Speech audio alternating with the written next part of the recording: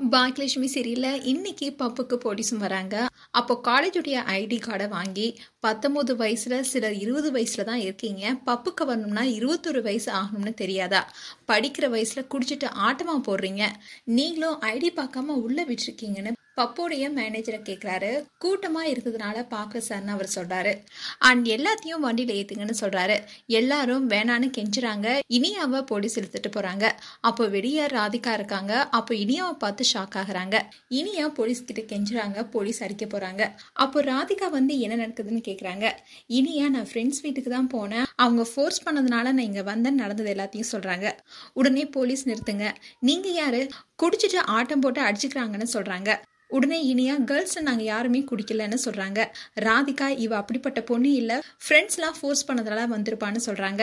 ஆனா police inspector கிட்ட எதுவா இருந்தாலும் பேசிக்கோங்கன்னு சொல்றாங்க. ராதிகா இன்ஸ்பெக்டர் கிட்ட இவங்க தெரியாம வந்துட்டாங்கன்னு சொல்றாங்க. ஆனா அவர் ஒத்துக்க மாட்டேங்கிறாரு. அதனால ராதிகா யாருக்கோ ஃபோன் பண்றாங்க. அண்ட் எல்லாத்தையும் வண்டியில ஏத்த சொல்றாரு இன்ஸ்பெக்டர். அப்போ அவருக்கு கால் வருது. அப்போ இனியாவை வண்டியில ஏத்த போறாங்க. அப்போ ராதிகா கொஞ்சம் வெயிட் பண்ணுங்கன்னு சொல்றாங்க. ஆனா போலீஸ் இனியாவை ஏத்த போறாங்க. அப்போ இன்ஸ்பெக்டர், ஏசிபி உங்களுக்கு எப்படி தெரியும்னு ராதிகாட்ட கேக்குறாங்க. ராதிகா, அவர் எங்க அண்ணனுக்கு தெரிஞ்சவர்னு சொல்றாங்க.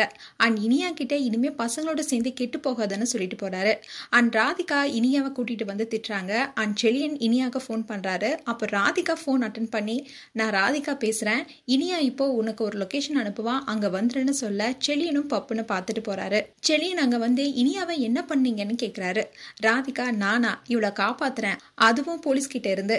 குடிச்சிட்டு கலாட்டா பண்ணா போலீஸ் தான் பிடிக்கணும்னு சொல்ல இனியா, நான் குடிக்கல, கலாட்டாவும் பண்ணலன்னு சொல்றாங்க.